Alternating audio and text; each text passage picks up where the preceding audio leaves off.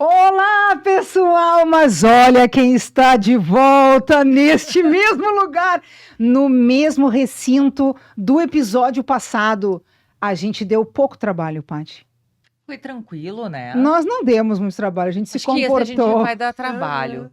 Produção, esse Produção. vai dar trabalho.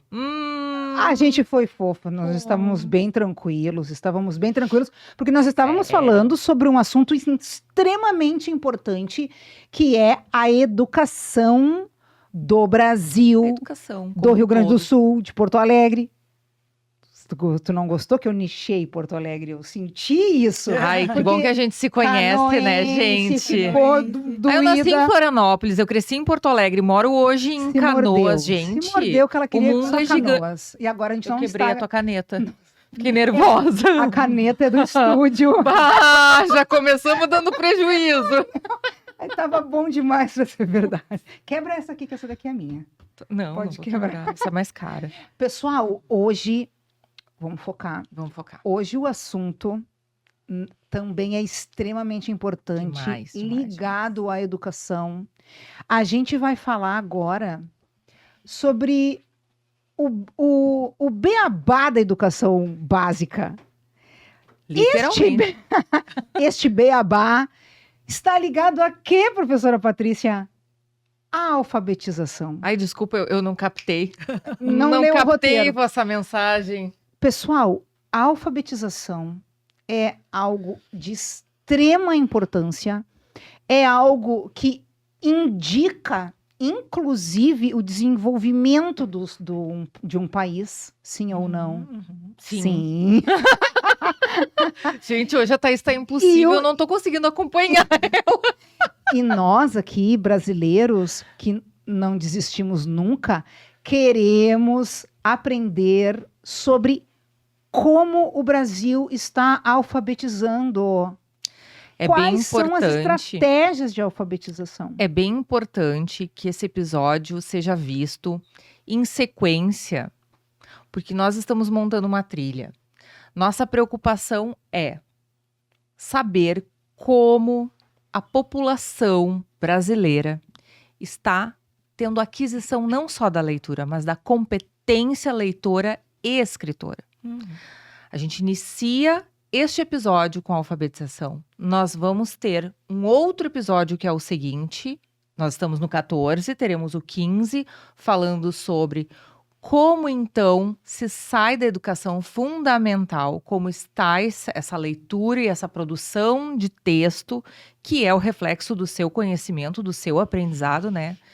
Escolha de palavras tem a ver com o que eu adquiri de cultura, de conhecimento até então.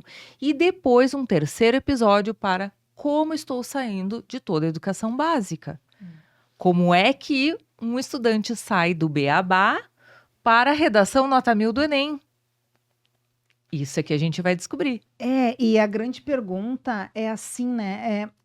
Por que a gente ainda tem em um terceiro ano, ou seja, o último ano da escola, que tu tende a achar o quê? Esse cara sabe tudo já. Tá pronto? Tá pronto, chegou no teto da educação. E ali eles têm erros primários. Aonde que se encontra esse abismo? Porque ele está em algum lugar da educação. E aí nós trouxemos as especialistas. Para isso. Nós trouxemos as especialistas, uma da rede privada, outra da rede pública, para falar das realidades da alfabetização hoje no Brasil. E nós trouxemos, eu vou falar uma, tu vai falar outra. Tá bom. Tá? Nós trouxemos a professora Ana Wolff e a Mirela Pedrini. Muito bem. Agora as gurias vão se apresentar. Gurias, muito obrigada por vocês estarem aqui com a gente, dividindo o conhecimento de vocês. É um prazer estar aqui com vocês. E eu sou a professora Ana Cláudia Wolff, né? Atuo na rede pública. Já tive experiência na rede privada, mas agora, atualmente, eu estou na Secretaria de Educação Municipal de Porto Alegre. E a gente está tentando mudar o panorama da alfabetização dos nossos pequenos aqui. E tá puxado. Tá puxado. E a Ana tem um trabalho nas redes sociais também, super forte. Conta, Ana, pra gente. Eu tenho no meu Instagram, que é @prof.ana_wolf.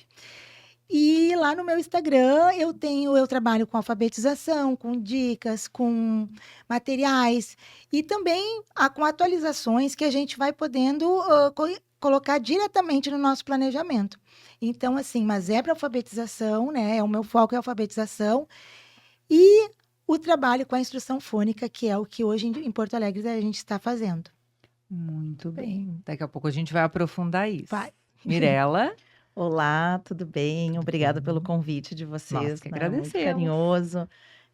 Fico muito feliz por estar aqui falando sobre algo que eu amo muito, né?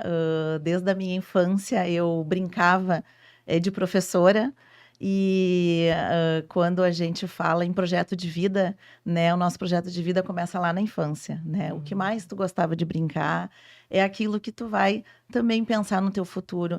E eu amo o que eu faço, amo a alfabetização, amo estar com as crianças. E é uma alegria estar aqui podendo contribuir com esse assunto. É um dom, muito né, bem. gente? É. É um dom trabalhar com criança pequena. Tem muitos professores que dizem que é difícil de dar aula para adolescente do ensino médio, outros têm o terror da sexta e da São sétima os série. perfis, né? Os É. diversos perfis. Que bom que a gente tem essa diversidade, né?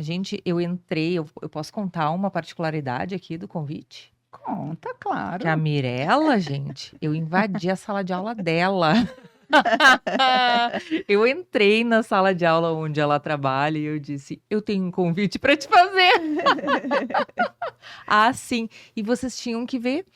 Ela levava com uma tranquilidade ali, com aqueles pitoquinhos, são tão pequenos, né? E assim, ó, uma tranquilidade. Então, isso é muito bacana, porque eu, por exemplo, eu não tenho isso. Eu fico desesperada se eu preciso, em algum momento, ficar 10 minutos que seja com uma pequenos. turma pequenininha. Uhum. Desesperada Vocês têm mesmo. estratégias, gurias, assim, com aquelas turminhas e...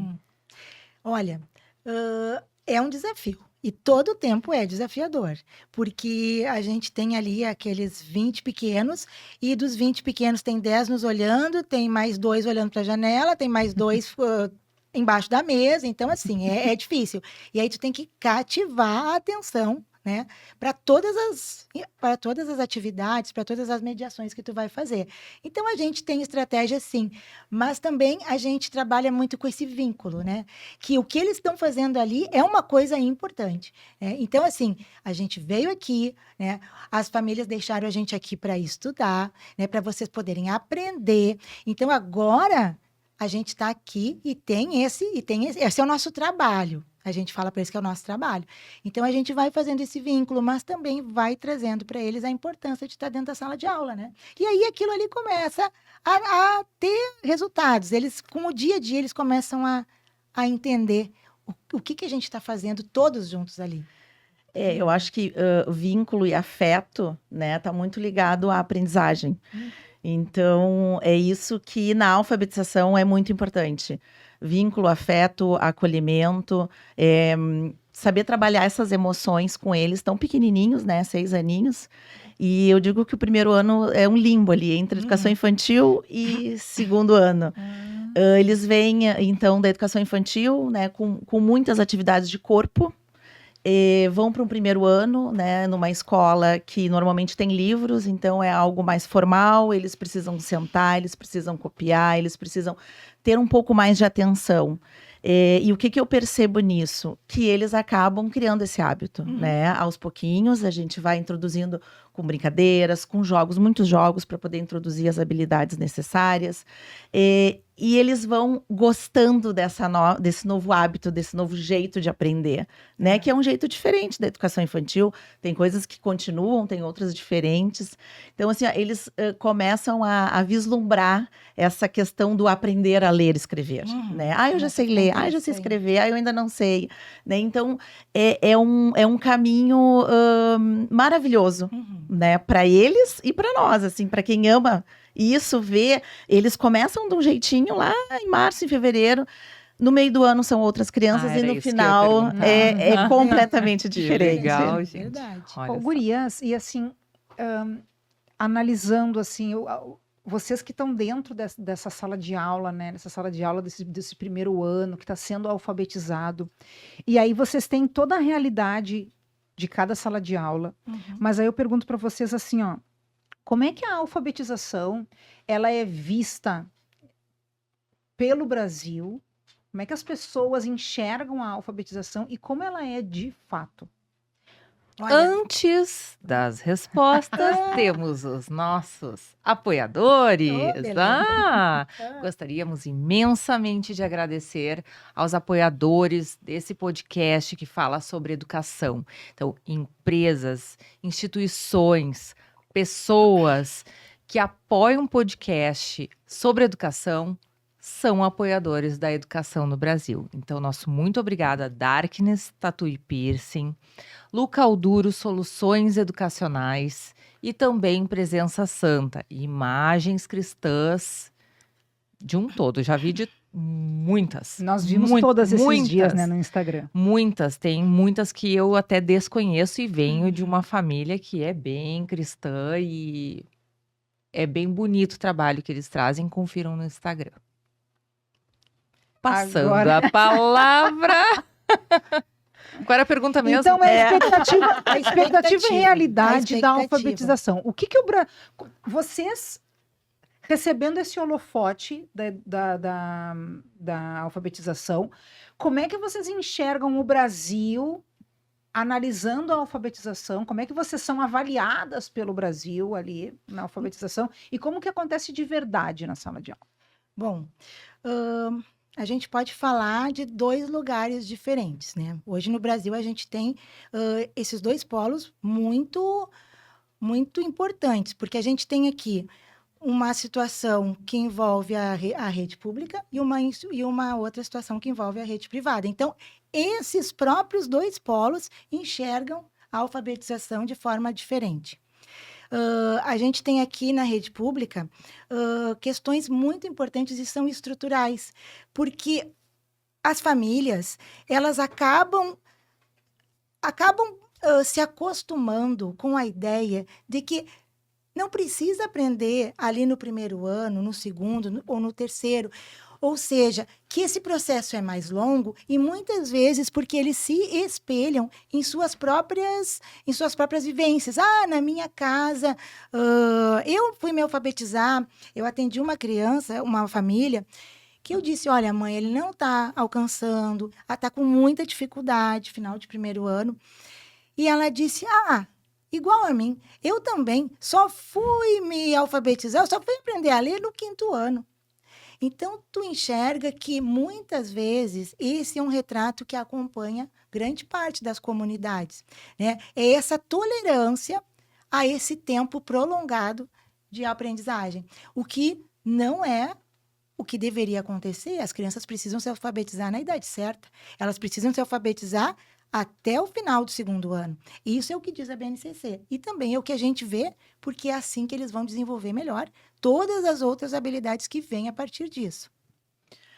No privado a gente já tem uma outra realidade, né? Essa criança, sim, ela deve ser alfabetizada, né? Saber o ler e escrever até o final desse primeiro ano. Então, assim, é raro, pode acontecer, sim, de crianças ainda estarem neste processo ao final do primeiro ano e levar uma outra caminhada ainda no segundo, mas a gente sempre faz várias estratégias ao longo do ano, seja oferecendo laboratórios de aprendizagem, reforço, recuperação, para esse estudante poder estar retomando algumas habilidades que, na verdade, todo o primeiro ano, ele é uma caminhada, ele é uma construção, né? E ele está se alfabetizando e construindo esse processo.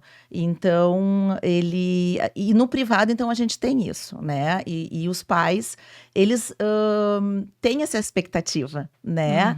De sair lendo, escrevendo. Sim, é uma leitura, muitas vezes, mais decodificada, né? Acontece. Mas também acontece muito aquela leitura da interpretação, né? De ler e entender aquilo que está lendo. Porque, inicialmente, na alfabetização, as crianças decodificam aquela palavra ou aquela frase, né? E, ao final, tu pergunta, o que tu entendeu do que tu leu? Daí, às vezes, é uma palavra. O macaco, né? O macaco está no galho. O macaco... E aí, tu vai fazendo as intervenções. Então, e aí, então, é uma leitura mais decodificada, e tem crianças que sim, que a gente já vai trabalhando e fazendo as intervenções necessárias cada vez mais para essa leitura ficar mais fluente e ter uma interpretação. E isso é a base, né? Para a gente poder estar pensando no futuro e eles indo para um segundo ano, um terceiro, um quarto, um quinto, enfim, como estudantes da educação básica. As intervenções que a gente faz com eles na leitura e na própria alfabetização da escrita são muitas vezes pré-requisitos para esse deslanchar, né, dessa oralidade que a gente trabalha tanto. Exato. E só o fato, não só a escrita e a leitura, mas o fato de tu estar aqui, né, falando no microfone. Eu tenho algumas estratégias que eu utilizo, não sei se eu posso falar já agora. Pode, claro. Sobre essa questão, porque muitas vezes no primeiro ano a gente fica muito do escrever e ler, escrever e ler. Então tem tantas outras habilidades que a gente tem que desenvolver com eles. Então eu tenho o meu microfone e a minha caixinha de som lá na sala de aula. E aí eles adoram, e então assim, vamos apresentar o tema, ou quem quer apresentar o trabalho, ou enfim, a pesquisa que fez, vem apresentar no microfone. Então é aquela caixinha que a gente leva o microfone ligado. Olha que ideia Então, assim, ó, legal. o quanto tu trabalha a oralidade dessa criança, e o quanto. E eu já tive muitas provas de crianças super tímidas que não queriam apresentar, que não quase falavam nos grupinhos, né? De chegar a 2, 3 meses de microfone, como eu digo, e pegar o microfone e sair falando e apresentando o trabalho. Que importante. Né? Então, são Muito legal. pequenas estratégias que eles gostam e que eles percebem no outro o quanto eles também estão crescendo. Isso aí. É um respeito à tríade, né? Que precisa. Além da escrita, a leitura e oralidade. Isso é oralidade. muito, muito legal. Mas olha só, agora, enquanto vocês foram falando, foi me vindo à cabeça lá.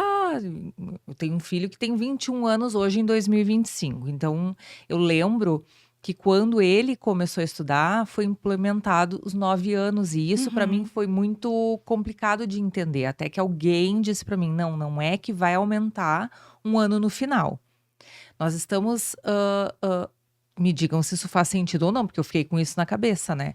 Nós estamos usando uma estratégia para que esses alunos cheguem no ano de alfabetização mais nivelados. Então, nós estamos acrescentando um no início, porque nem toda criança consegue pagar, enfim, ter uma creche que trabalhe os trabalhe pré-requisitos, né? isso. Então, É. isso funcionou? Como é que tá a chegada desses alunos hoje no primeiro ano? Só deixa eu te falar, antes de te responder, eu queria dizer assim, ó, que todas essas questões que lá no primeiro do ano, que essa camada da sociedade consegue resolver, nós ficamos, a gente fica estagnados quando a gente avalia uma criança, né? E a gente percebe que ela tem uma dificuldade auditiva, ou que ela tem até uma dificuldade de visão, ou até ela tem algum TDAH, algum transtorno de aprendizagem, e a gente encaminha para aquela família, né? Encaminha, chama,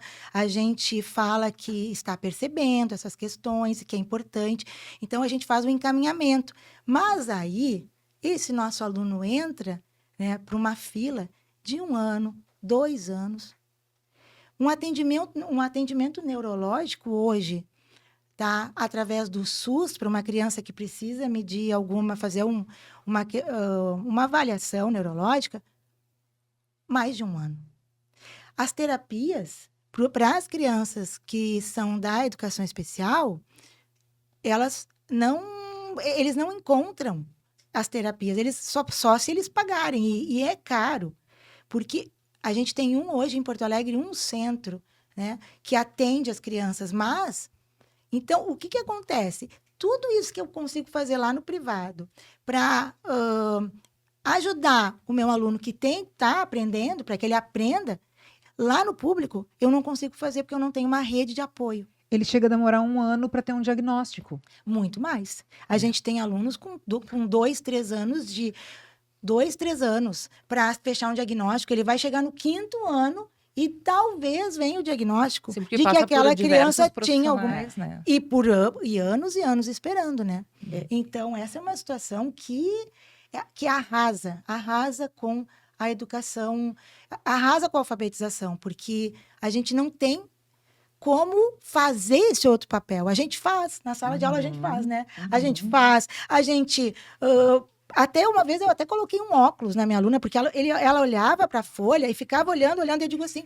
Aí eu disse, mas vê com esse da prof. Ela botou e eu disse assim, ela disse, ficou melhor.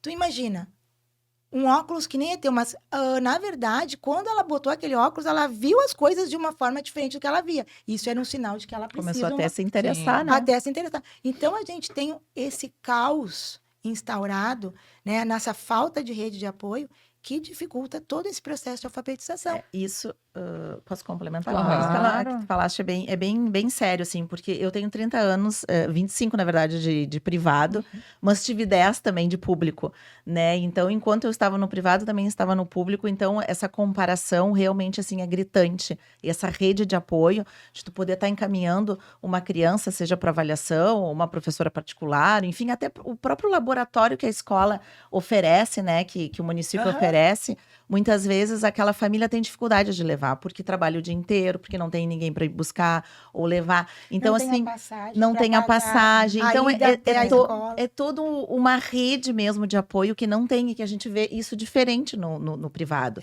né? Por mais que seja um privado de escola que não seja de classe A, que seja classe B, enfim, né, mediana, a gente vê o esforço desses pais, não que os pais da pública não tenham esforço, não é isso, mas conseguem, até por ter uma questão financeira melhor, de correr atrás, de ir e querer ver que realmente o seu filho se alfabetize no primeiro ano. E se ele não se alfabetizar no final do primeiro ano, já fica preocupante, né? Isso Então, fica a própria preocupante. família A própria família. já tem essa expectativa. E o que ela faz? Quando a gente encaminha, ele já vai correr para todas as terapias que são necessárias para que chegue dezembro e essa criança já esteja com uma hipótese de leitura. Gurias, a gente consegue identificar muito claramente, assim, na sala de aula, da sala de aula que vocês estão acostumadas a estar, tá? A gente consegue identificar claramente o estudante que tem os pais presentes no Nossa. processo? Muito, muito, muito. Toda criança que tem o pai presente, que ajuda a fazer o tema, tá? Isso lá na minha realidade, né? Então, assim, na minha realidade do público, dentro da minha sala de aula, eu vi exatamente aquele aluno, porque que estava avançando, enquanto aquele outro que contava com a própria sorte, tá? Com a própria sorte de assim, ele não fazia o tema, ele não tinha o livro, ele não tinha caderno, às vezes o caderno sumia, ele não sabia onde tinha deixado na tia, que ele foi passar 5 dias no horário na semana de aula, né? Então vai viajar para lá para Dinda, e aí eu vou ficar 15 dias. Então, assim, essa família que está presente, ela sabe que é importante ir para a escola, que a frequência é importante, é importante a criança fazer o tema, é importante a criança ter uma mochila organizada, né? Então, isso faz toda a diferença. Mas não são todas as famílias, é óbvio, né? E não podemos generalizar, porque lá no privado também acontece, né? De gente que nem sabe o que está acontecendo na vida do seu filho, né? Então, acontece. Mas, assim, é muito significativo isso. E o que acontece quando a gente vê que essa criança não tem esse apoio familiar? A gente dá o apoio. A gente deixa o caderno na sala de aula para ele não perder o caderno. Eu tinha aluno que não levava o caderno. O caderno do aluno ficava ali. Eu dizia assim, o caderno do menino, ele não vai para casa. Ele vai ficar comigo. E quando ele terminar o caderno, aí eu vou chamar o senhor para a gente conversar sobre isso. Porque se ele levasse o caderno, ele não ia trazer no outro dia. Nossa. Então, a gente deixava o material. Hoje, mesmo com o nosso programa de alfabetização aqui, a gente conversou com todas as escolas para que os materiais que estão sendo trabalhados agora, os livros de leitura e de trabalho em sala de aula, eles não saem da escola. Porque se eles saírem da escola, a gente não vai conseguir trabalhar com as crianças, porque eles não vão trazer o material. Tem muitos que não voltam, o material não volta. Isso é preocupante. Essa questão da família, essa tua pergunta, eu acho super importante, porque ela faz parte da alfabetização, né? A família, a escola, é uma parceria muito importante. Então, assim, é visível no privado, isso acontece também, né? De famílias não sentarem com seus filhos, né? Para organizar a mochila, o que tem de tema, o que vocês viram hoje. Então, assim, ó, muitas vezes a gente tem que pensar como que vai ser esse tema de casa, né? Principalmente no final de semana. Então, às vezes é um momento, assim, de tu pegar aquela família, né? E muitas vezes os pais reclamam, as mães, mas aí é tema pra mãe, pro pai, né? Quem tem filho que sempre ouviu O isso. tema é para mim, É. né? A maquete Mas, sou na eu que vou verdade, fazer. é a forma como a família vai encarar isso, né? Porque, na verdade, assim, ó, todo momento, toda essa caminhada da criança, ela tem que ser olhada junto com o olhar da família, né? Não só da escola. Porque cada dia é uma vibração, é um momento feliz que conseguiu reconhecer uma letrinha, ou que já sabe o nome da letra, ou que juntou uma sílaba com a palavrinha. E isso muitas vezes acontece, sim, de famílias não acompanharem, né? Seja no tema de casa ou na mochila. Eu, muitas vezes, sim, em escolas de classe A, me peguei organizando mochila, tirando coisas da mochila, limpando com lencinho umedecido, porque tinha lanche lá de 2 semanas. Então, isso acontece também, né? Com menos frequência do que no público, né? Mas acontece. E a gente percebe a diferença dessa criança que ela é acompanhada em casa, né? E claro que a gente vê também, às vezes, aquelas famílias que muitas vezes fazem pela criança. Fazem tanto Tudo. que aí tu vê que quem fez aquilo ali, não, mas olha só, essa letrinha aqui. Eles Mas fazem isso uma aqui competição, falta né? alguma Errado. coisa, né? E aí tu vê que aquilo ali não foi feito pelas mãozinhas da criança, que a gente conhece o nosso estudante. A gente conhece Então, muito o nosso estudante, né? E eles perguntam para nós, prof, tu vai corrigir o tema? Ou precisa ajudar no tema? Então, a gente vê e diz assim, olha, o tema, ele é um reforço para essa criança fazer sozinha, sem o apoio da prof. Agora, tudo que ele faz, eu sei o que ele faz. Então, se vier uma coisa muito diferente, eu sei que não foi ele que fez, não é? Porque a gente tem esse acompanhamento todo dia, ainda mais quando a gente é professora, assim, de uma turma aqui no município, a gente chama de referência, né? A referência é o professor que está todos os dias com o aluno. Tem os professores especializados, mas a referência, ela sabe exatamente aonde aquele aluno está, as suas dificuldades. Mas é complicado. E às vezes esse momento do tema de casa, né? Se a gente fala tema de casa, Fala, Sim, fala. Então, assim, o que eu penso, assim, que às vezes essa criança pode estar também num sistema de pais muito ausentes, porque às vezes trabalham muito, né? E às vezes o tema é um momento que aproxima a criança dos pais, né? E também tem toda aquela...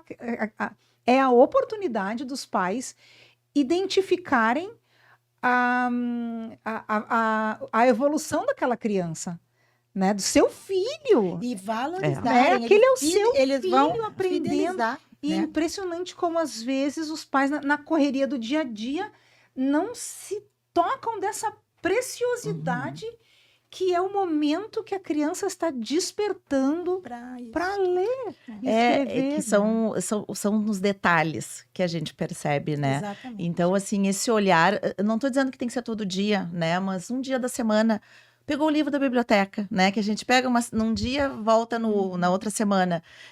Senta aqui no sábado, no domingo, enfim, a gente sabe que os pais, hoje em dia, né? É diferente, assim, de muitas turmas que eu trabalhei. Já estou há 30 anos, né? Dando aula. E aí, a gente está com crianças, com essa geração completamente diferente de anos atrás, né? Porque a mãe está trabalhando fora 40 horas, o pai está trabalhando fora 40 horas.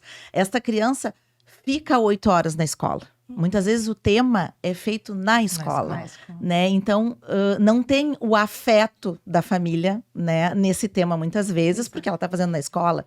Então, a escola, hoje em dia, ela também é um lugar de muito afeto e de olhar diferenciado para esse sujeito que tá carente porque a vida tá assim hoje, né? Os Não é uma pais escolha estão... da família. Isso porque a gente, né, tem que dar conta, né, de pagar boletos e pagar um monte de coisa, e é a profissão que também a gente escolhe e que se dedica, seja o pai ou seja a mãe, também não é justo, né? Nós, mulheres, hoje em dia, abdicar de algo...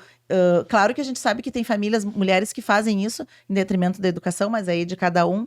Mas assim, o que eu percebo e acho importante ressaltar, que nós, enquanto educadoras, podemos colocar nessa criança, nesse sujeito, esse afeto, esse olhar. Eu sei que às vezes na correria de ter que dar conta de conteúdo e fazer, mas assim, ó, para. Né? Aquilo que tu falou no início, eu entrei na sala de aula dela, ela tava né, as crianças uma loucura, mas tava calmo e tal. Então, assim, ó, eu acho que isso faz parte, essa serenidade, assim, que eu percebo que eu tenho na sala de aula com o primeiro ano, é isso, é esse vínculo que eu crio com eles através desse afeto, desse olhar, né? O que tu tá precisando, a prof te ajuda, vem aqui, o que tu tá sentindo? Mas eu não consigo, mas eu não... Não, tu consegue, tu é capaz. Então, assim, ó, valorizar, porque eles estão numa fase de pequenininhos, eles têm 6 aninhos, estão fazendo 7, né? Então, assim, ó, eles estão construindo tudo isso junto, e a gente precisa ter esse olhar de afeto com eles. E pensar que se os pais não acompanham essa etapa em que os avanços eles são visíveis, né? São concretos. Imagina depois, quando essa criança for crescendo, em que o avanço vai estar bem na parte intelectual, né? Não vai estar na motora, eu não vou conseguir enxergar isso a olhos vistos. Como é que vai ser o acompanhamento disso? Mas e também, assim, ó, dentro das duas realidades, né? Assim como essas pessoas, as famílias, elas precisam se manter. Então, às vezes, essa criança, ela tá com quem? Tá com uma tia, tá com um irmão mais velho, até... E aí, também, ele não vai ter um apoio adequado, né? Para poder avançar, então, nessas questões da aprendizagem. Agora, uma coisa bem importante que a Mirella falou sobre o afeto. O momento de um pai, de uma família, estar presente no tema daquela criança, naquele momento de aprendizagem, e aquilo valida tudo que eu digo lá na sala de aula sobre o quanto que ele está fazendo é importante. Então, aquele pai a criança percebe, viu? Eu me esforço lá, é importante. E o pai diz, não, parabéns. Faz todo sentido, né? É importante. Então, isso apoia o nosso discurso na sala de aula, né? Da importância de aprender. E dessa questão, né, de como o Brasil, enfim, vê a questão da alfabetização, né? Agora tu fez lembrar, assim, tanto no privado quanto no público, o quanto as famílias, elas elas valorizam a ideia do professor, enfim, o que o professor pensa sobre a questão do aluno, né? Pelo menos assim, nos anos iniciais, ali no primeiro aninho que a gente está falando, né? Prof, eu quero saber a tua opinião sobre isso, o que tu acha? Então, assim, dos dois lados, né? Eu percebo que isso tem muito da maioria das famílias. Né? Eu acho que isso é algo positivo, apesar da gente viver essa desvalorização, né, da educação. Eu acho que ainda tem nesses anos iniciais muito das famílias essa relação, porque como a gente fica muito tempo com eles e a gente é a professora referência, né? Então acho que isso também é algo positivo da gente ressaltar. Isso me lembrou. Vou trazer aqui a lembrança de um episódio que eu e a Thaís fomos convidadas a participar. Bastidores da Vitória, o nome do podcast, lembra? Aqui nesse mesmo estúdio. E foi assim, ó, incrível, gurias. A gente estava falando sobre educação num geral e veio o assunto da prof do primeiro ano. Todos nós lembrávamos do nome da professora da primeira série. Isso é Marca muito, né? muito Legal. importante. Isso é muito Porque legal. o aprender tem a ver com afeto, que eu falei, né, inicialmente. Então, assim, a nossa memória afetiva, né, quando eu falo com os pais, assim, lá na escola onde eu trabalho, muitas vezes a gente faz esse bate-papo com as famílias que querem conhecer a escola e chama a professora do primeiro ano para falar sobre o trabalho, né? Também. E aí a gente, né, faz essa reflexão. Quem aqui lembra da sua professora do primeiro ano? Todo mundo lembra. A maioria das pessoas, Lembra. seja do lado positivo e o lado negativo. Né? Então, essa memória afetiva, que muitas vezes a gente lembra, né, coisas boas que aconteceram, é interessante porque o que nos marca no corpo, né, é o que eu também vou estar fazendo essa transformação da forma de eu pensar e de eu agir. Então, E reproduzir, E né? reproduzir, É. exatamente. Seja pro bem ou pro mal, Sim, né? sim, sim. E Então- quando a gente fala também, assim, de alfabetização, de valorização da educação, nosso país é um país muito grande. muito diverso, né? Então, o importante é que os pequenos, os espaços, né, sejam contemplados. Aqui em Porto Alegre agora, né, na nossa capital, chegou esse novo projeto de alfabetização. Então, as crianças elas estão conhecendo uma forma muito mais eficiente de aprender a desenvolver a leitura e a escrita. Então, assim, neste espaço aqui, estamos trabalhando por isso, né? Então, em alguns outros lugares, outras metodologias ou outras concepções pedagógicas. Mas aqui, nesse momento, nós estamos com um olhar muito voltado para o aprender do primeiro e do segundo ano. Então, todos os esforços da Secretaria Municipal de Educação, eles estão voltados para o acompanhamento e para o sucesso dessas crianças através dessa metodologia nova que a gente trouxe para cá, que é a instrução fônica, que é o que funciona em todos os outros lugares aonde ela é aplicada. Tá, Ana, mas aí a gente ia até falar dos métodos mais tarde um pouquinho, né? Mas assim, Antecipou, mas a vamos lá. Ana antecipou, Viu? não tem Bonito problema. Aí eu queria ouvir de vocês, gurias, sobre esses métodos. Assim, eu não sei qual que é o da Mirella, por exemplo, mas eu queria que a Ana explicasse esses métodos, porque ele é diferenciado, né? Na verdade, ele trabalha em cima da fônica, que é a relação entre o som, né, e as letras, os fonemas e os grafemas. E isso é feito de uma forma muito intensa, de uma forma sistemática e estruturada. Então, ele é uma novidade? Não, ele não é uma novidade. Aqui, particularmente em Porto Alegre, né, sempre nós tivemos todas as nossas escolas e também todas as nossas práticas pedagógicas norteadas por outra forma de trabalhar, né? E agora, essa diferença que está chegando aqui, a gente já nota os resultados, né? As professoras e as próprias supervisoras dizem: nossa, aquele fulaninho que não lia, agora eu vi, ele está lendo. Então, elas começaram a se dar conta: nossa, mas que metodologia eficiente. Então, assim, a instrução fônica, ela trabalha de forma muito clara com o ensinar a ler, aonde a gente trabalha com as crianças o som das letras e vai fazendo a síntese fonêmica, a junção entre todos esses fonemas para desenvolver a leitura. No começo, decodificação, depois uma leitura mais fluente, que isso vai acontecer mais adiante. Mas a gente agora está no caminho certo. Há quanto tempo, Ana? Quanto tempo foi implantado implementado? Começou em janeiro. Agora desse ano? É o nosso primeiro já ano. Observando essa melhora assim? Já observamos, meio ano decorrido. Uhum. É que nós temos uma metodologia muito estruturada. Então, e ela tem uma graduação do mais simples para o mais complexo. E isso é a instrução fônica. Sistemática e explícita, ou seja, eu não tenho que esperar o meu aluno adivinhar que aquela palavra, né, que o que está escrito ali, ou nessa leitura, as hipóteses dele, o que ele vai... Não, eu explico para ele o que som cada letra tem e como elas vão se unir. Então, é uma maneira muito mais direta e intencional. E mais eficaz até, Mais né? eficaz. Porque aí tu pega o menor para ir por maior, Exato. né? E não do maior para o menor, né? Tu trabalha com esse método também. Também, sim.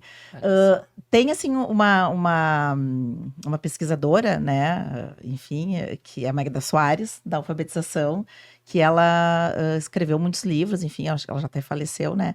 E ela fala muito, assim, tem um livro dela que é a questão dos métodos, né? Então, assim, muitas vezes independe do método que tu vai utilizar ou não, mas, assim, a interferência que tu vai fazer, né? A estratégia que tu vai utilizar, o quanto que tu vai estar ali com aquele aluno para poder estar vendo ele evoluir. Então, assim, é o alfabeto, as letras do alfabeto, os nomes das letras do alfabeto, as letrinhas especiais, que são as vogais. Por que elas são especiais? Porque elas têm o som da letra delas, é o mesmo do nome que elas têm. Então, o A é a letra A e é o som do A. né? Então, assim, ó, a gente vai aos pouquinhos e aí a partir desse som que a gente está ouvindo, porque é viso de olhar, articulatório de ver aquela boca que faz o A e de ouvir aquele som, eu percebo que ele é eficaz exatamente por isso.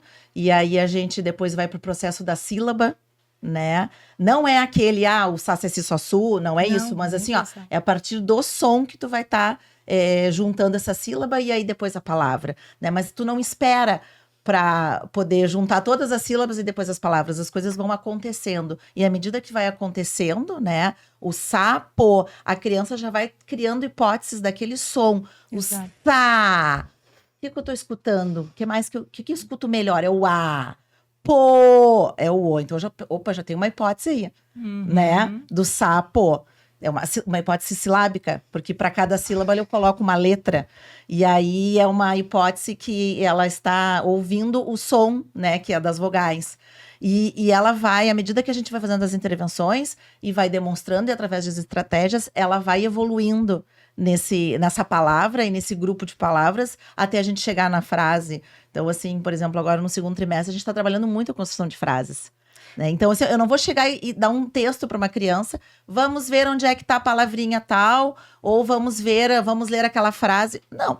Dá um texto para uma criança. É como a gente que não sabe uma língua, tu dá um texto, né, de espanhol, enfim, alemão, e vamos ver onde é que está a palavra, qual é o som. Não é assim. Sim. E o contraponto dessa forma que nós começamos a trabalhar aqui em Porto Alegre é a questão de que o aprender a ler, ele não é natural. A gente precisa ser ensinados. Já no município, a gente não trabalha mais com as hipóteses silábicas. O nosso trabalho de instrução fônica está baseado, né, nas evidências científicas e nas fases da escrita e nas fases leitoras. Então, a gente diz que toda criança vai conseguir reproduzir na escrita o que o fonema, a letra, que ele já aprendeu, que ele já foi ensinado. Então, às vezes, a criança que vai escrever, por exemplo, vaca, ela vai botar vaca, ela vai escrever um A e um A. Aí tu vai dizer, nossa, ela já escreveu vaca, então ela já botou uma letrinha. Não, ela aprendeu o A, mas ela ainda não tem o conhecimento do V ou do C.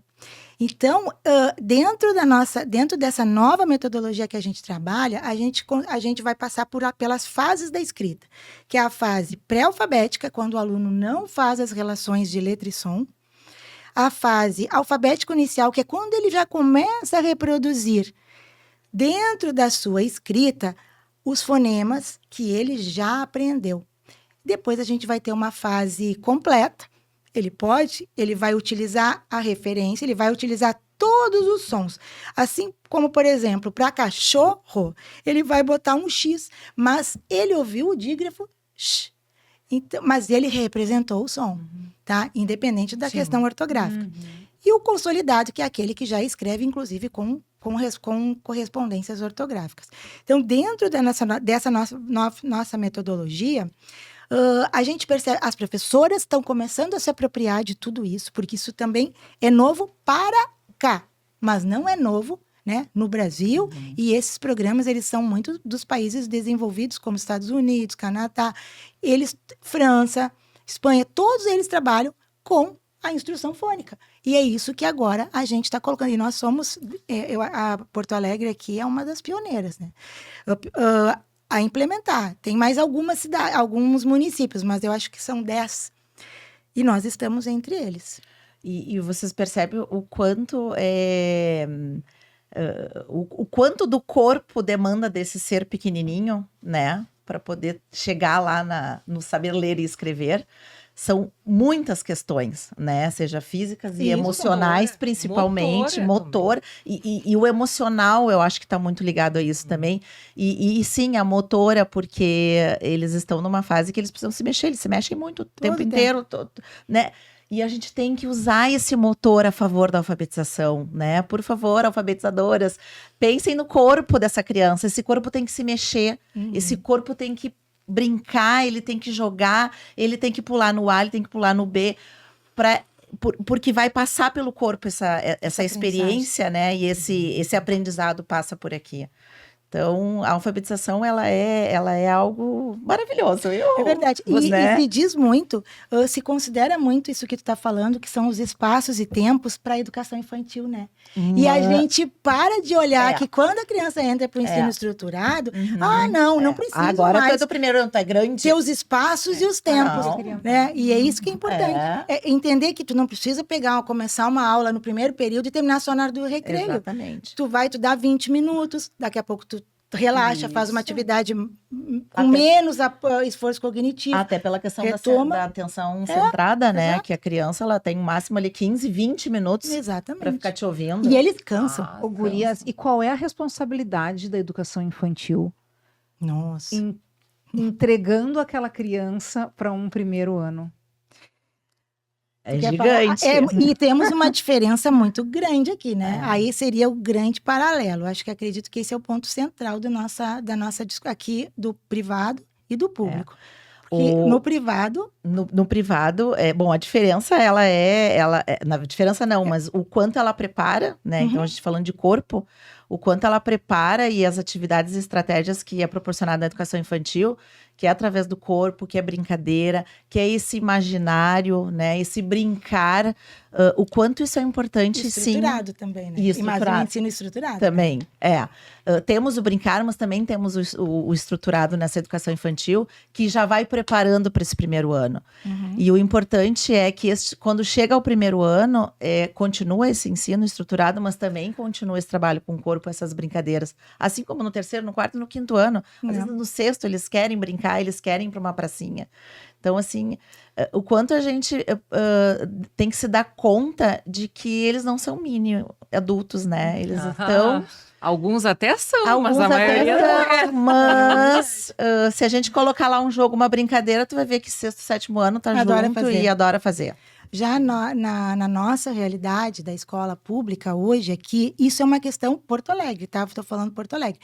Aqui em Porto Alegre, no município, nós temos um olhar, né, um pouco diferente. Tem a educação infantil de Porto Alegre, tá? Através ela traz as suas concepções e são maravilhosas. Mas a gente percebe que as crianças que chegam no primeiro ano, na escola pública, muitas vezes a gente passa o primeiro trimestre fazendo o Jardim B com eles. Então, eu ensino qual é a diferença, o que o lápis de cor não apaga com a borracha, que o lápis de escrever apaga, porque para eles tudo é lápis. A gente chega nesse ponto, então a gente ensina desde esse comecinho. E isso não precisa começar no primeiro ano.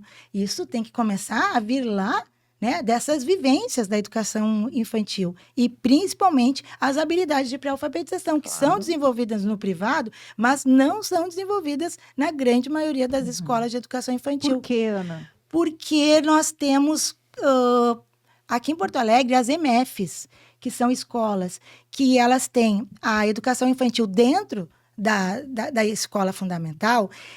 As professoras, elas conseguem fazer um trabalho mais de perto. Então, normalmente, a educação infantil ela é muito perto do primeiro ano. Então, os projetos e as coisas que vão acontecendo na educação infantil, elas vão já sendo antecipadas, tá, para o primeiro ano. Por quê? Porque a própria professora da educação infantil, ela sabe que aquele aluno, que ela vê o aluno dela lá no primeiro ano, quando ela enxerga, ele não sabe segurar o lápis. Então, eu preciso ensinar.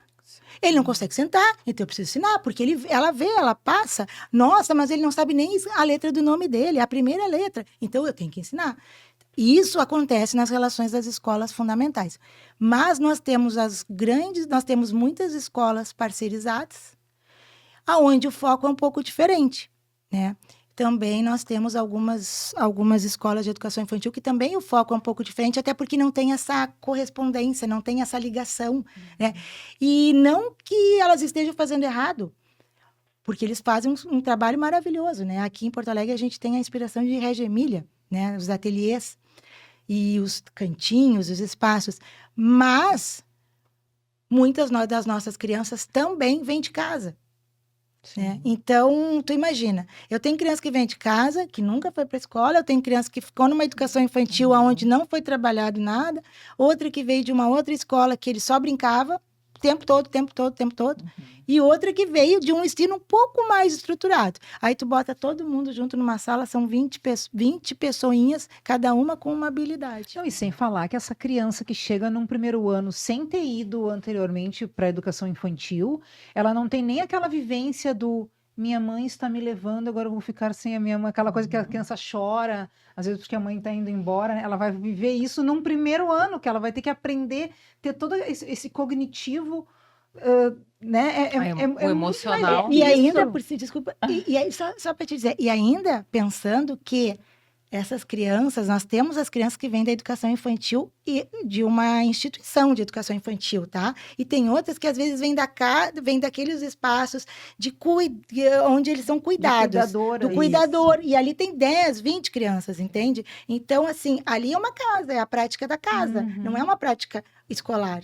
Uhum. Nossa, Estão sendo cuidados, não estão Exato. sendo ensinados. A educação infantil, ela deveria ser onde o lugar que os professores deveriam ganhar melhor.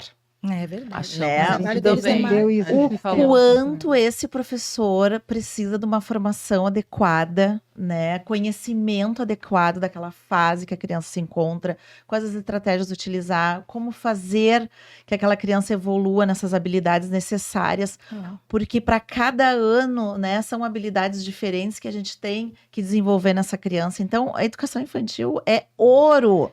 E Ela é o infelizmente, começo de tudo, né? infelizmente, não acontece, porque muitas vezes a gente tem as creches, né? Pensando agora assim, educação infantil fora de escola, né? Uhum. Que não está junto com o colégio, mas creches e escolinhas. Eu às vezes recebo também, né? De escolinhas que só brincam o tempo inteiro, brincam. Muito lúdico, Muito né? só o lúdico, né? E sem intencionalidade. Sem intencionalidade, Esse é o isso, problema. porque o lúdico com a intencionalidade da questão de letras, enfim, de alfabeto, de qualquer outra habilidade, isso é muito bem-vindo, mas aquilo do brincar, né, só Por brincar. por brincar. Sem né, ter aquele ser- fundo pedagógico, né? Sem ter Isso. aquele fundo de Isso. de E aí, quando eu aprendizagem. recebo lá no primeiro ano, a gente vê a diferença, né? Ah, essa Exatamente. aqui veio da escolinha que só brinca sem intencionalidade. Esse aqui já teve algo mais estruturado. Enfim, muitas vezes, assim, como pega aquela tesoura, né? Porque às vezes em casa a mãe, né, não foi para escola. Às vezes, a forma que eu vou segurar a folha aqui e vou recortar aqui. Isso é tão difícil, gente, para é as crianças. difícil para eles. Nossa! Isso é aprendizado, tem que ensinar, né? Não, e olha a vivência de Nossa, vocês, isso é né? muito, gente. É uma vocês não têm trajetória noção. gigante que vocês Recortar têm. e a cola, que a gente chega Sim. no ponto de não querer cola líquida na sala. Não, né? cola líquida A gente só não, pede é cola bastão. Mas Deus voltando- me livre, Mesmo cola assim, tem que líquida. ensinar depois com a cola líquida, Eles não fazem tem assim com a como. cola líquida, ó, no papel. É, e eles ficam. e E eles adoram, né? Eu acho que é a sensação É a da sensação. cola escorrendo. Isso também é Aquilo ler, tão bom. entender, né? Voltando um pouquinho para a parte da Uhum. alfabetização. Me diga uma coisa. Todos esses anos de primeiro ano, Uhum.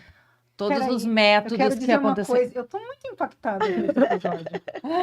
Nós somos de ensino médio, Patrícia. É, Tu tinha noção disso? Nada. Jamais. Tá, claro, a vamos gente continuar. lembra Vai, muita coisa depois eu dos quero, nossos depois vai filhos, continuar. né? Mas a alfabetização não é só a leitura e a escrita. Impressionante. A matemática, ela tem um papel fundamental nisso Mas a aí. matemática também é leitura e escrita, né? Exatamente. A matemática leitura, são escrita, hipóteses, lógica. exatamente. E todos esses conhecimentos lógico-matemáticos, eles precisam estar desenvolvidos para que a gente possa, então, ter êxito na leitura e na escrita. Primeiro, vamos pensar, os números não têm uma ordem? 1, 2, 3, 4. As palavras também têm uma ordem. A mesma ordem Que de leitura, precisam inclusive. ser- né? exatamente. Da esquerda para a direita, de E cima elas para não baixo. podem trocar. Elas são aquelas. Aquela disposição faz parte daquela palavra. Né? Então, às vezes, eles trocam uma letra ou tal. Aí tu diz para ele, não, aqui não está escrito, porque qual é a diferença para essa aqui? Então, aí eles olham, mas para eles, ainda assim, no começo da alfabetização, aquilo é muito doido. Porque, como assim? As letras que eu botei são as letras que ela pediu, são as letras que estão ali. Aham. Né? Então, tu vê como a capacidade de matemática, de seriação, de ordem, fazem um impacto lá. E o processo de aprendizagem que eles estão vivenciando, o quanto é importante a gente dar oportunidade para eles poderem perceber isso, né? Uma das estratégias que eu utilizo é guardar. Então, eu faço assim, no início, né, lá em fevereiro, algumas atividades da escrita espontânea deles. Vou fazendo depois ali, antes das férias agora de julho, do recesso, aí depois, normalmente de 2 em 2 meses. E aí, quando chega o final do ano, eu entrego para eles. Né?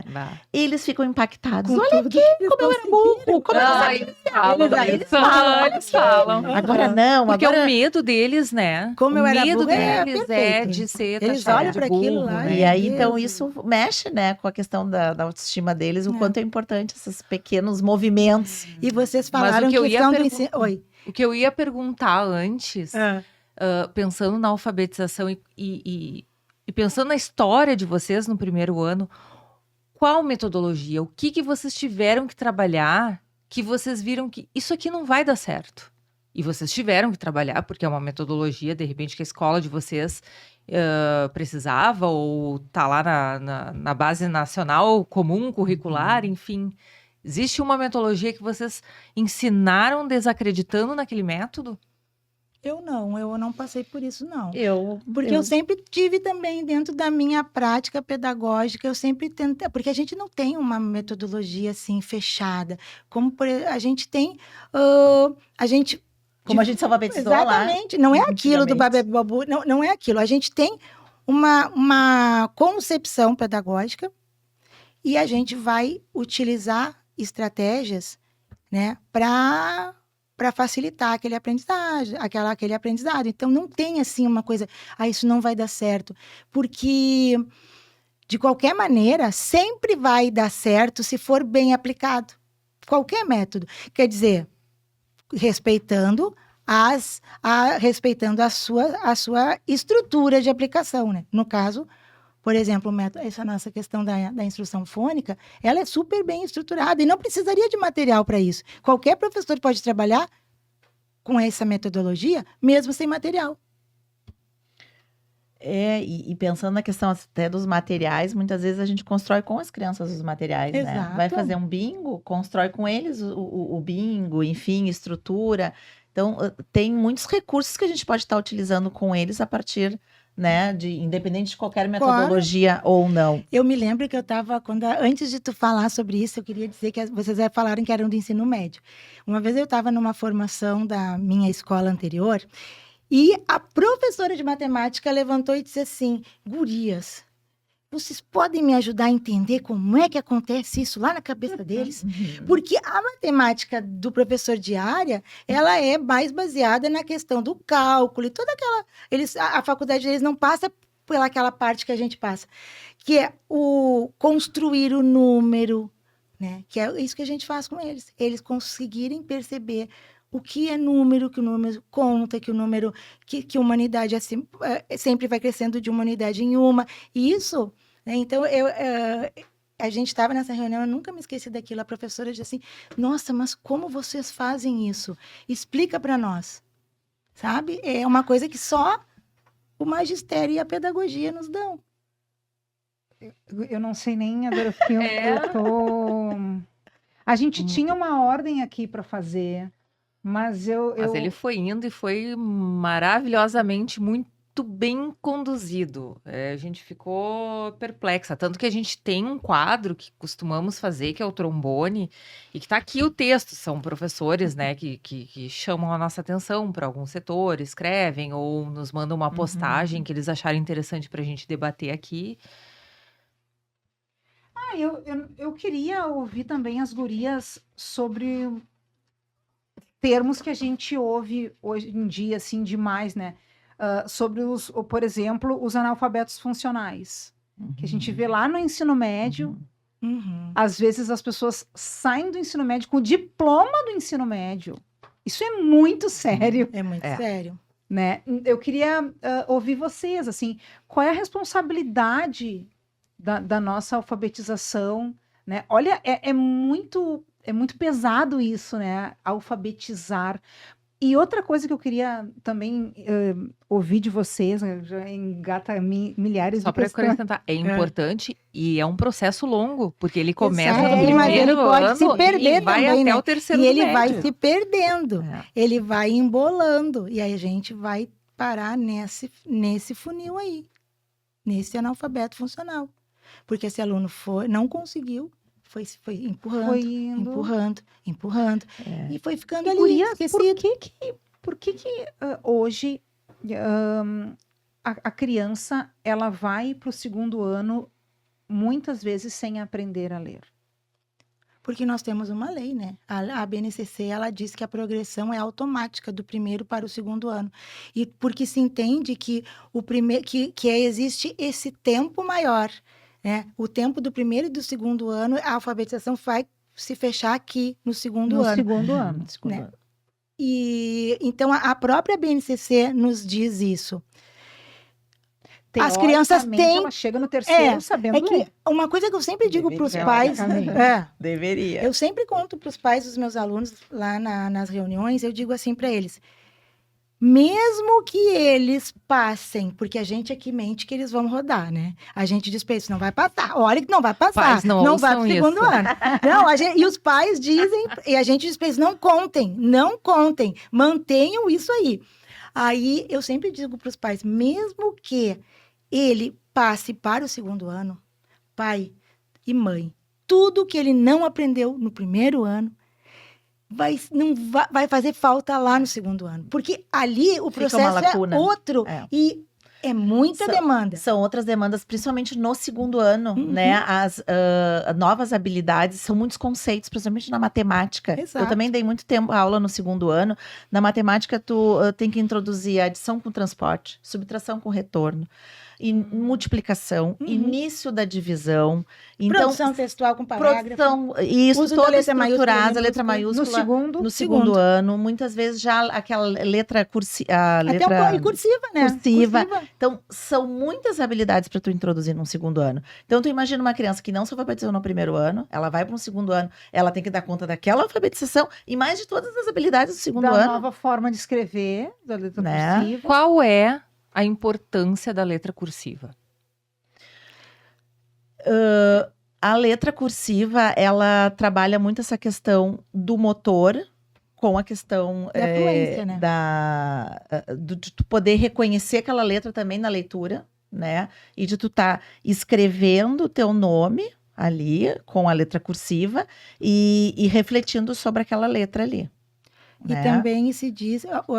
não existe uma unanimidade sobre isso. Existem Tem duas gente vertentes. que não... Tem gente que vai dizer que não Que é não necessário. importante. Tá? Mas, atualmente, a maioria, o maior consenso é que a letra cursiva ela vai desenvolver a fluência Uhum, da escrita. Tu escreve mais rápido com a letra cursiva. Então, esse é um principal objetivo dela. Além de desenvolver a questão motora. Mas é tu conseguir a fluência, tu escrever mais rápido. Tu tá escrevendo um texto, por exemplo, né? Então, tu tá preocupado com a ideia do teu texto e não com a letra. Uhum. Então, tu vai desenvolver essa questão da fluência mesmo da escrita, né? E focando na tua ideia do texto, o que tu vai escrever. E vejam vocês, se vocês escreverem uma frase em letra separada, Bastão. tá? Bastão, Uhum. e separado, script Sim, qualquer. qualquer E um. cursiva. Qual é a mais rápida? Vamos fazer? Faz aí. Tu faz a... Escreve aí, Tu escreve aí. cursiva e eu... O Mas gato. eu fiquei nervosa, Ó, o gato. Bota aí. O gato. fazer a cursiva, que eu sei Tu fazer. fugiu. Não, é as duas. As duas Faz ao as mesmo duas. tempo, quem termina primeiro. O gato fugiu. Não, mas uma faz a Não, bastão. Elas acertam. Não, Qual é a nós vamos palavra fazer que a a gente vai mesma frase. Não, vocês vão escrever a mesma coisa nas duas modalidades. Vocês vão ver qual que foi Qual é a mais palavra rápida. que a gente vai escrever? Você vai tem que escrever ser o eu comigo gato mesmo, fugiu. eu gosto de disputar O com gato outro. fugiu. O gato fugiu. O gato Eu vou fugiu. virar minha Vai, folha. vai escrever primeiro em letra Cursiva. separada. Ah, mas separada. tem que ser a Palito. mesma pessoa. Paleto, pra escrever é. dois. Isso, Escreve, o gato Bastão. fugiu. Vai, separado, não Mas é sem que ser só pode- cursiva. Vai, Ah, vai, mas vai. é que não é eu contra ela. Ela quer competir. Depois.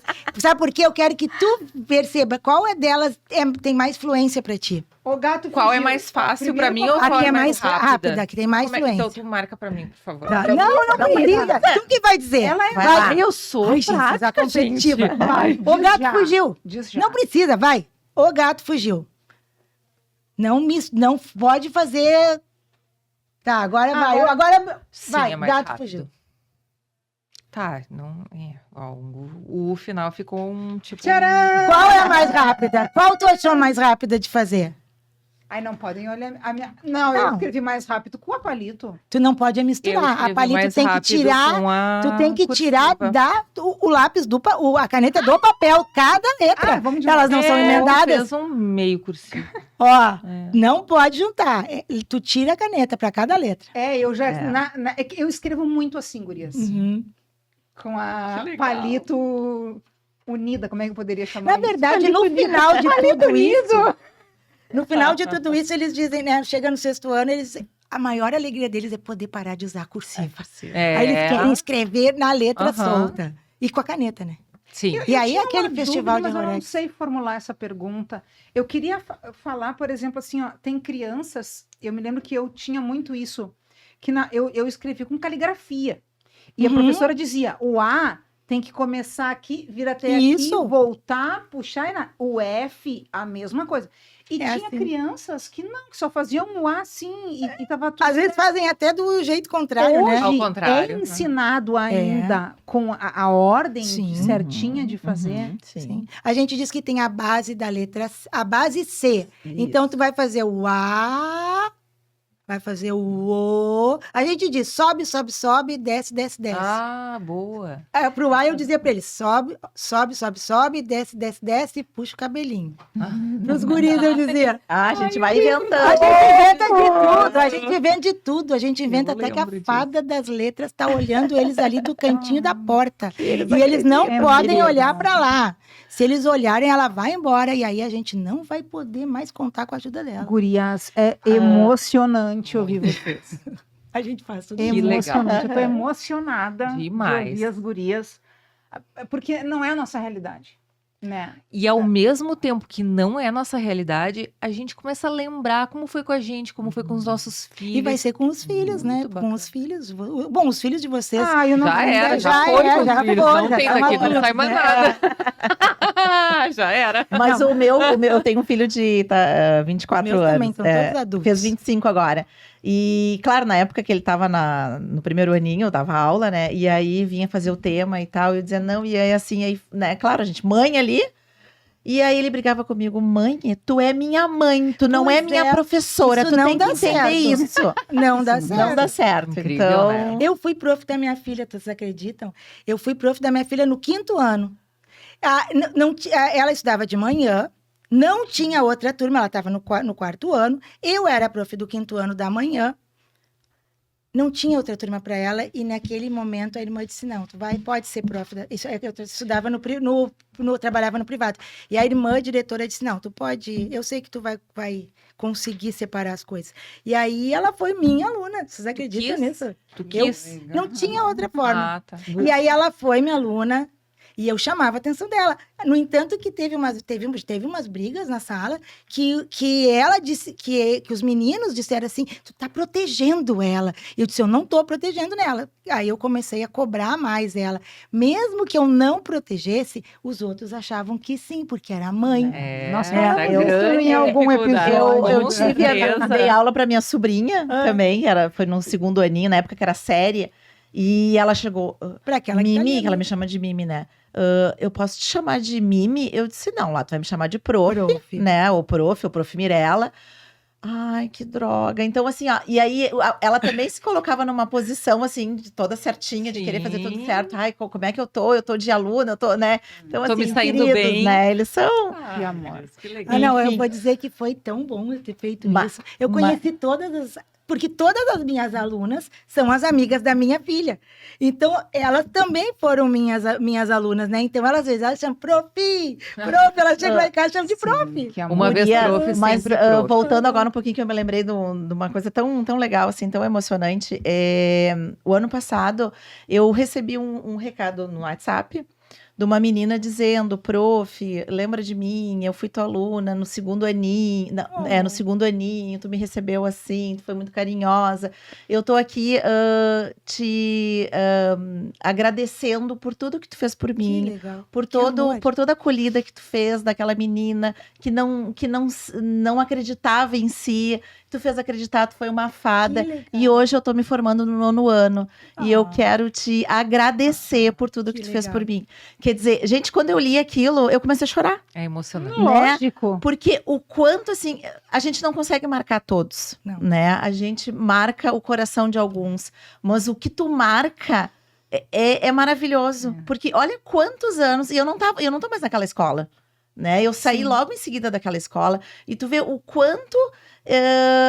o que eu fiz por aquela menina, ou enfim, o que a Como gente aquilo fez junto, A marcou, educação é marcou. muito transformadora. É. A educação É emocionante, né? transformadora. Por isso Esse que eu amo. relato- Educação eu amo. emocionante. Foi muito lindo. Esse relato fechou com chave de ouro. Olha. Nosso episódio número 14. Ficaria aqui, gente. A gente ficaria horas aqui. Vamos, Ai, né? posso 4 profs, Posso mas, mandar um beijo pros meus mas alunos? por favor. Beijo Depois pros mostra. alunos da turma 11 da Prof. Mirella. Eu amo vocês, tô com saudade já. E eles amam a vai Prof. adorar. Mirella. Ai, é conhece. lindo. Era diferenciada. E a Ana Eu não também. vejo mais Nossa alunos, os secretaria meus tá- alunos ficaram na escola. Ai, Eu tô tu não saí tá da mais sala, em sala de um trabalho aula. árduo na Secretaria da Educação, fazendo um super trabalho lá. Parabéns, Ana. Mas tem Obrigada. toda a experiência de uma vida inteira. Não, né? mas eu vou na escola de vez em quando, porque eu saí faz pouco, né? A gente Então, sai da sala eu de vou aula, mas na- sala de aula não Aham. sai da Sai. gente. Em cada escola que eu vou visitar, eu já saio me abraçando num no outro e eles já vêm, eles levantam e vêm dar oizinho e tal. Eu saio nas escolas já. Já tá no fim. Guria, as Muito palavras obrigada. finais. Palavras finais. Palavras finais. Famílias que foram faladas aqui, de tanto que a gente falou, cuidem. Não deixem seus filhos faltarem à aula. A infrequência é o maior problema da educação, é um dos maiores problemas da educação no Brasil.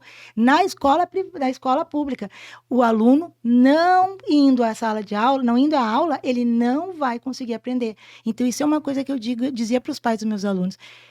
Pai e mãe, se ele não vier todos os dias, o prejuízo dele vai ser imenso. Então, a responsabilidade é tua, de trazer ele todos os dias, porque eu não consigo mandar a aprendizagem para ele lá na tua casa. E esse é o maior problema hoje que as nossas escolas enfrentam. Mirella. Eu queria dizer, família, né, que escolheu a escola para o seu filho, confia nessa sua escolha, confia no seu professor, na professora do seu filho. Isso aí. Ela tá ali fazendo de tudo e o melhor, e em casa também. Então, assim, ó, confia, né? Confia que essa foi a melhor escolha que vocês fizeram para o filho ou para a filha de vocês. E isso tem um retorno, né? Quando o filho, a filha percebe e enxerga que o pai e a mãe confiam na sua professora, ou no seu professor, ou na sua escola, Muda tudo, né? muda tudo. Ah, É verdade. Gurias, muito obrigada. Obrigada. Foi demais Ah. receber Você disse que ia passar rápido, né? É, Passou. passou Agora que a gente se soltou. Ai, adoramos. No começo a gente tava nervosa. Agora que... Bom, a gente precisa de um aquecimento. Precisa. Muito obrigada. Obrigada, Gurias. Imagina, a gente que agradece. Vamos Eu agradeço muito aguardar obrigada. os próximos episódios para terminar, então, essa trilha de 3 episódios falando sobre alfabetização. Deram aula, gurias. Deram aula. Obrigada. Valeu, até a próxima. Tchau, gente. Obrigada, Até. tchau, tchau. Tchau.